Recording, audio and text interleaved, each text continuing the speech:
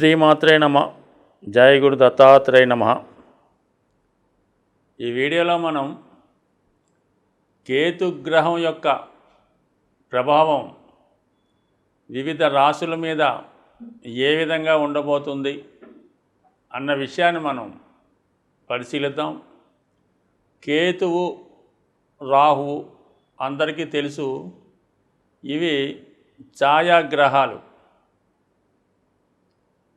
జాతకుడు గత జన్మలో చేసి ఉన్నటువంటి కర్మలను, పాపపుణ్యాలని ఈ జన్మలో అనుభవింపజేసే విధంగా రాహువు, కేతువు ఈ జన్మలో జన్మించినటువంటి జాతకుడు యొక్క రాశి చక్రంలో ఇవి ఇంపార్టెంట్గా ఉండడం జరుగుతుంది. జాతకుడు ఎటువంటి జీవితాన్ని ప్రారంభిస్తాడు, ఎవరి సంతానంగా తల్లిదండ్రుల యొక్క అదృష్టం ఏ విధంగా ఉంటుంది, వారికి జాతకుడు ఏ విధంగా ఉపయోగపడతాడు అన్నది కూడా ఈ రాహు కేతువులు జాతకంలో ఉన్నటువంటి స్థితిని బట్టి ఆధారపడి ఉంటాయి. మనం ఇప్పుడు కేతువు గురించి తెలుసుకుందాం. కేతువు జ్ఞాని. రాశి చక్రంలో సహజ అష్టమ రాశి అయినటువంటి వృశ్చిక రాశిని స్వక్షేత్రంగా కలిగి ఉంటాడు. అంటే కుజుడితో పాటు మరి కేతువు కూడా దానికి అధిపతిగా షేర్ చేసుకోవడం జరుగుతుంది. కుజుడు అగ్నితత్వ గ్రహం, రాహువు అగ్నితత్వ గ్రహం. అగ్నితత్వ గ్రహం అంటే దహించి వేస్తుంది, అగ్ని ప్రమాదాలకు కారణమవుతుంది. అంటే ఏదైనా ప్యూరిఫై చేస్తూ ఉంటుంది. ఏదైనా సరే అగ్ని అన్నది ప్రతిదాన్ని ప్యూరిఫై చేస్తూ ఉంటుంది. బంగారాన్ని మేలిం బంగారంగా స్వచ్ఛమైనటువంటి ఒక నగగా తయారు చేయాలన్నా కూడా అగ్ని అవసరం ఉంటుంది. అటువంటి అగ్నితత్వ గ్రహం కుజగ్రహం. ఇది డిటాచ్మెంట్ అన్నమాట. రాహు ఏమో అటాచ్మెంటు. అంటే రాహు కేతువుల్లో రాహు మొండంగాను, రాహు తలగాను, కేతువు తలలేని మిగతా శరీరాన్ని చెప్పడం జరుగుతూ ఉంటుంది. అయితే కేతువు తలలేని శరీర భాగాన్ని మనకి చెప్తూ ఉంటుంది. ఒక వ్యక్తి తలలేని ఒక వ్యక్తి హృదయంతో ఆలోచిస్తూ ఉంటాడు. తల ఉన్న వ్యక్తి అంటే మామూలుగా రాహు ఏంటంటే కోరికలకు కారణం అవుతుంటుంది. దానికి తల ఉండడం వలన అనేక రకాల ఆలోచనలకి, అనేక రకాల కోరికలకి కారణం అవుతుంటాడు. భూమి మీద ఉన్నటువంటి సమస్త భోగాలు, సమస్త వైభోగాలు అన్నీ కూడా తనకే కావాలనే దురాశాపరుడు రాహు. అయితే కేతువుకి తల లేకపోవడం వలన భూప్రపంచం మీద ఉన్నటువంటి అన్ని కష్టాలకి, అలాగే అంత వైరాగ్యానికి, ఏమీ ఆశించకుండా ఫలితాన్ని పొందడానికి, అంతరించిపోతున్న సంస్కృతిని, జాతిని కాపాడడానికి కేతువు కారణమవుతుంటాడు. కేతువు చాలా జాలి అయిన హృదయాన్ని కలిగి ఉంటాడు. ఏది ప్రతిఫలం ఆశించకుండానే హెల్ప్ చేసే ప్రయత్నం చేస్తూ ఉంటాడు. ఎవరు ఏమి చెప్పినా కూడా దాన్ని అంగీకరిస్తూ ఉంటాడు. ఎవరిని బాధ పెట్టే ఉద్దేశం కూడా ఉండదు. ఈ విధంగా కేతువు ఏమీ లేనితనానికి పూర్తిగా వైరాగ్యంలో ఉన్నటువంటి అవధూతలకి, అటువంటి లక్షణాలు కలిగి ఉన్న వాళ్ళకి కేతువు కారణం అవుతుంటాడు. కేతువు లగ్నమందు ఉన్న జాతకుడు ఇతరులకు ఉపయోగపడాలనే ఆలోచన చేస్తుంటాడు. తన దగ్గర ఉన్నటువంటి సర్వస్వం ఇతరులకు ఇవ్వాలని ఆలోచిస్తూ ఉంటాడు. లేని వారిని ఎంకరేజ్ చేస్తుంటాడు. చదువు రాని వారికి చదువు చెప్పే ప్రయత్నం చేస్తూ ఉంటాడు. ఈ విధంగా ప్రతిఫలం ఆశించకుండా కేతువు లగ్నంలో ఉన్న వారికి ఉపయోగపడుతుంటాడు. ఏదైనా కేతుగ్రహం యొక్క ప్రభావం ఉన్న జాతకులు వారితో ఎవరు స్నేహం చేసినా వారికి చక్కని మార్గం చూపించి జాతకుడిని మంచి మార్గంలో పెట్టే ప్రయత్నం చేస్తాడు కేతుగ్రహం. పూర్వజన్మలో ఉన్నటువంటి రుణాలని తీర్చుకునే విధంగా ఈ జన్మలో వాటిని పొందే విధంగా జాతకుడు చేస్తూ ఉంటాడు. ఒకరు మీ దగ్గర నుంచి రుణం తీసుకొని ఎగ్గొట్టినా, అలాగే మీ యొక్క రక్త సంబంధికులు కొంతకాలం పాటు మీ దగ్గర ఉండి తర్వాత వాళ్ళు వేరే లోకానికి వెళ్ళినా, అలాగే మీ తండ్రి గారు, మీ సంతానము, మీ భార్య, అన్నదమ్ములు ఇవన్నీ కూడా ఈ రుణానుబంధాలని కేతువు తీర్చే విధంగా చేస్తూ ఉంటాడు. జాతకుడికి ఎటువంటి బంధం లేకుండా పూర్తిగా ఒక సన్యాసిగా ఒంటరివాడిగా చేసి తన యొక్క శరీరం నుండి ఆత్మను వేరు, అంటే ఆత్మ వేరు శరీరం వేరు అని తెలుసుకునే విధంగా కేతువు జాతకుడిని అనేక రకాల పరీక్షలకు గురి చేసి అనేక రకాల టెస్టుల తర్వాత జాతకుడిని పరిపూర్ణ వ్యక్తిగా మార్చి పూర్తిగా భగవంతుణ్ణి చేరే విధంగా ఈ జన్మలో జాతకుడికి సహాయపడే గ్రహం కేతుగ్రహం. కుంభరాశి వారికి శని అధిపతి అవుతుంటాడు. కేతువు ఈ రాశి వారికి దశమ స్థానం అయినటువంటి వృశ్చిక రాశికి కుజునితో పాటు సహా రాష్ట్రాధిపతిగా ఉండడం జరుగుతుంటుంది. మరి ఆ కారణం వల్లే కుంభరాశి వారికి వృత్తిపరంగా స్థిరత్వం ఉండదు. వాళ్ళు చాలా వరకు జీవితంలో మరి కర్మస్థానానికి కేతు అధిపతి అవటం వల్ల ఇతరుల యొక్క శ్రేయస్సు కోసం ఆలోచిస్తూ ఉంటారు. ఎవరైనా ఇబ్బందుల్లో ఉంటే వాడికి ఏదో చేరదీసి వాడికి ఉద్యోగం ఇప్పించడం, లేదంటే పని నేర్పించడం, వాడిని చేరదీసి కొన్నాళ్ళు పోషించడం. అంటే ఏంటంటే ఈ కుంభరాశి ఇతరుల యొక్క శ్రేయస్సు కోరుకుంటూ గత జన్మలో ఉన్నటువంటి రుణానుబంధాన్ని ఈ జన్మలో పోగొట్టుకునే ప్రయత్నం చేస్తూ ఉంటారు. అంటే కేతు లక్ష్యం కూడా అంతే అండి. జాతకుడికి దేనితో గట్టిగా బంధం ఉంటే దాన్ని విడగొట్టే ప్రయత్నం చేస్తాడు. అంటే సంతానం అవ్వచ్చు, భార్య అవ్వచ్చు, తండ్రి అవ్వచ్చు. అలాగే ఏదో ఒక వ్యసనానికి కూడా కట్టుబడి ఉంటాడు, ఒక బలహీనతకు కట్టుబడి ఉండొచ్చు. దాన్ని కూడా దూరం చేసే ప్రయత్నం చేస్తూ ఉంటాడు ఏదో విధంగా. ఈ ప్రయత్నంలో జాతకుడిని అనేక రకాలుగా పరీక్షలకు గురి చేస్తూ ఉంటాడు.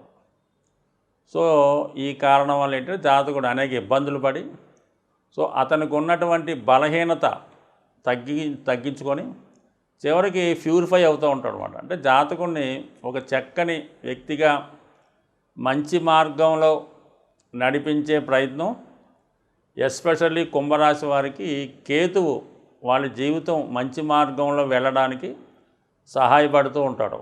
అంటే కర్మస్థానాధిపతి కాబట్టి మరి ఈ బాధ్యత అంతా కూడా కుంభరాశి వారికి కేతు ప్రభావం మీద ఉంటుంది. అందుకనే ఈ కుంభరాశి వారు ఇతరుల కొరకు ఇతరులు ఉద్యోగం ఇప్పించడం, ఇతరులకి పెళ్లి చేయడం, వాళ్ళు శ్రేయస్సుకోవడం, ఇతర కుటుంబ సమస్యలు నెత్తినేసుకొని వాళ్ళు సాల్వ్ చేయడం, ఈ విధంగా అన్నదమ్ములు అవచ్చు, అక్క చెల్లెలు అవచ్చు, ఎవరైతేనేమి ఎంతసేపు కూడా వాళ్ళకి ఎలా ఉందని ఆలోచిస్తారు తప్ప మరి సొంతంగా ఉన్నటువంటి పెళ్లి చేసుకున్నటువంటి భార్య వారి సొంత పిల్లల కోసం పెద్దగా ఆలోచించే ప్రయత్నం చేయడం. సో ఈ విధంగా అంటే వారికి విధంగా మరి కుంభరాశి వారికి సప్తమ స్థానం సింహరాశి అవ్వటం వల్ల మంచి హోదా, మంచి కుటుంబంలో ఉన్నటువంటి అమ్మాయి భార్యగా రావటం వల్ల ఈ సొంత విషయాలంటే కుటుంబ విషయాలు, పిల్లల విషయాలు, వాళ్ళ చదువు అంతా కూడా ఆమె చూసుకుంటుందిలే అనే ఉద్దేశంతో ఇతను ఇతరుల కోసం తాపత్రయపడుతుంటాడు. కొన్ని అందులో అవసరమైనవి, కొన్ని అనవసరమైనవి. ఎందుకంటే దీనికి కుంభరాశికి రాహు అధిపతి అవుతుంటాడు. దానికి పూర్తి వ్యతిరేక గ్రహం కేతువు కాబట్టి మరి కేతువు దశమ స్థానం అవడం వల్ల ఖచ్చితంగా ఉద్యోగపరంగా ఇబ్బందులు ఉంటాయి. జీవిత మధ్య భాగంలో ఇంచుమించుగా 36-40 సంవత్సరాలు వచ్చేదాకా కూడా పెద్దగా స్థిరపడలేకపోతుంటాడు. అప్పటికి జ్ఞానోదయమై ఎవరు తన వాళ్ళో ఎవరు అంటే ఆ విధంగా కేతు చేస్తాడు, జాతకుడు పూర్తిగా మారుస్తాడు. ఇంతకాలం ఎవరినైతే కావాలనుకున్నాడో వాళ్ళంతా కూడా హ్యాండ్ ఇవ్వడం వల్ల, దూరం అవ్వడం వల్ల, వీళ్ళ అవసరాలకి ఇతని అవసరానికి ఇతని కష్టాలకి ఎవరు ఆదుకోకపోవడం వల్ల అప్పుడు జ్ఞానోదయమై అప్పుడు తన కోసం తను వెళ్ళే మార్గంలో వెళ్ళే ప్రయత్నం చేస్తూ ఉంటాడు. అదే మరి ఈ రాశి వారికి కేతువు అత్యంత మోక్షకారక గ్రహం అవడం వల్ల ఈ రాశి వారిని సరైన మార్గంలో నడిపించాలంటే కేతువు వాళ్ళ జీవితంలో వాళ్ళ యొక్క రాశిలో జన్మ లగ్నంలో మంచి స్థితిలో ఉంటే ఖచ్చితంగా జాతకుడిని మంచి మార్గంలో నడిపించే ప్రయత్నం చేస్తాడు. అది కేతువు మిగతా గ్రహాలతో కలిసి ఉన్న స్థితిని బట్టి జాతకంలో కేతువు ఏ భావంలో ఉంటే ఆ భావ ఫలితాన్ని పాడు చేస్తాడు. ఏ గ్రహంతో కలిసి ఉంటే గ్రహాన్ని పాడు చేస్తాడు. ముఖ్యంగా కుంభరాశి వారికి శనితో కేతువుకి ఏ విధంగా సంబంధం ఉన్నా ఖచ్చితంగా జాతకుడు వృత్తిపరంగా సక్సెస్ కాలేకపోతుంటాడు, ఏ వృత్తి కంటిన్యూగా చేయలేకపోతుంటాడు. అలాగే కుజుడితో కూడా, ఎందుకంటే కేతువు కుజుడు సహాధ్యాయులు కాబట్టి ఈ కుంభరాశికి శని అధిపతి వృత్తికారకుడు, జీవనకారకుడు కాబట్టి శనితో రాహుకేతువులు, శనితో కుజకేతువులకు ఏ విధంగా సంబంధం ఉన్న జాతకుడు ఒక సన్యాసి యోగాన్ని, ఒక వైరాగ్య యోగాన్ని కలిగి ఉంటాడు. మరి అటువంటి యోగం వల్ల జాతకుడు కుటుంబాన్ని, భార్యని, పిల్లల్ని ఎవరిని పట్టించుకోకుండా ఒక విధంగా దేశ దిమ్మరి టైపులో పూర్వకాలం ఉన్నట్టు చేస్తూ ఉంటాడు. అంటే కాలానుగుణంగా స్థితులు మారుతూ ఉంటాయి. ఎంతసేపు ఏదో కార్యక్రమం, ఇతరుల పనులు, రాజకీయాలు అలాగేలా తిరుగుతూ ఉంటారు తప్ప కుటుంబం కోసం పట్టించుకునే అవకాశం ఉండదు. ఈ ప్రయత్నంలో గత జన్మ రుణాన్ని తీర్చుకొని కొంతకాలం పోయిన తర్వాత జీవిత చివరి భాగంలో జ్ఞానోదయమై ఎప్పటికైనా మాత్రం కంపల్సరీగా మారుతాడు. ఆ గ్యారంటీ మాత్రం ఈ కుంభరాశి వారికి కేతు ఆ విధంగా చేసే అవకాశం ఉంది. అయితే చివరి జీవితంలో వాడు తప్పులు తెలుసుకొని అప్పటి నుంచి మంచి మార్గంలో వెళ్ళే అవకాశం ఉంటుంది. ఈ కలియుగంలో పరిహారాలు అంటూ ఉంటే రెండే గ్రహాలకి పరిహారం చేసుకుంటే సరిపోతుంటుంది. ఒకటి రాహుకి, రెండు కేతువుకి. మరి రాహుకి పరిహారం అంటే అమ్మవారి ఆరాధన, మరి కేతువు పరిహారం అంటే విఘ్నేశ్వరుడు. అందుకనే మరి ఈ కేతు అనుగ్రహం కావాలంటే విఘ్నేశ్వరుణ్ణి ఆరాధించవలసి ఉంటుంది. ముఖ్యంగా ఏ పని ప్రారంభించినా ఈ కేతుగ్రహ ప్రభావం గల రాశుల వారు ఎవరైతే ఉంటారో వాళ్ళు, అలాగే ముఖ్యంగా కేతు దశ జరుగుతున్న కేతు నక్షత్రాలైనటువంటి అశ్విని, మఖ, మూల నక్షత్రాలు, అలాగే ఈ కేతువు కన్యా రాశిలో ఉన్న, మిథున రాశిలో ఉన్న, లేదు మనం వివాహ కోసం ప్రయత్నం చేస్తున్నప్పుడు సప్తమ స్థానంలో కేతు ఉన్న, ఈ విధంగా కేతు ఏ భావంలో ఉంటే ఆ భావాన్ని ఇబ్బంది పడతాడు. అసలు దేనికి సంబంధం లేకుండా జన్మజాతకంలో ఈ కేతువుకి బుధుడికి ఉన్న సంబంధం వల్ల కూడా జాతకుడికి అనేక ఆటంకాలు ఏర్పడడం జరుగుతుంటుంది. మరి దీనికి ఏకైక మార్గం కేతుగ్రహ ఆరాధన.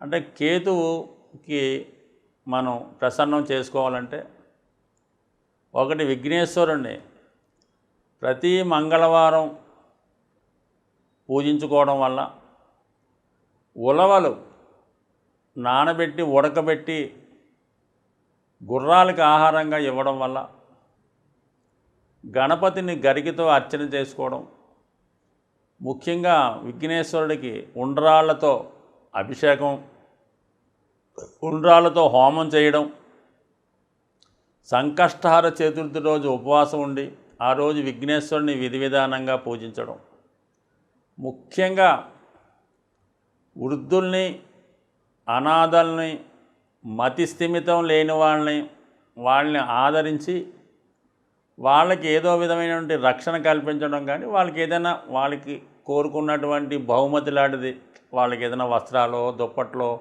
జేళ్ళు, చెప్పులో ఏదో ఒకటి బహుకరించడం వల్ల, అంటే ఎవరైతే మతి స్థిమితం తప్పి అలాగ అనాథలుగా తిరుగుతుంటారో, వాళ్ళని ఎవరైతే పట్టించుకోరో అటువంటి వ్యక్తి మీకు కనబడితే అది ఒక విధంగా మీ అదృష్టంగా భావించవలసి ఉంటుంది.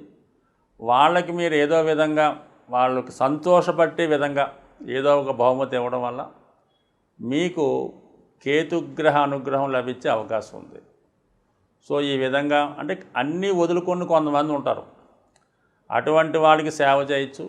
అలాగే మరి కొంతమంది కనబడుతూ ఉంటారు మీకు, వాళ్ళకు కూడా మీరు ఏదో విధంగా ఏదో ఒక సహకారం చేయడం వల్ల, ముఖ్యంగా సాధువులకి ఎండు ద్రాక్ష పంచిపెట్టడం కానీ వాళ్ళకి ఇవ్వడం కానీ, ఏదైనా విఘ్నేశ్వరుడికి డ్రై ఫ్రూట్స్ ప్రసాదంగా పెట్టి అవి చిన్నపిల్లలకి పంచిపెట్టడం వల్ల కంపల్సరిగా కేతువు యొక్క అనుగ్రహానికి పాత్రులవుతారు. కంపల్సరిగా మీ యొక్క గృహంలో విఘ్నేశ్వరుడి చిత్రపటం ఉండి తీరవలసిందే. అలాగ ఉన్న రోజు మీకు ఎటువంటి ఆటంకాలు లేకుండా ఉండే అవకాశం ఉంది. స్వస్తి.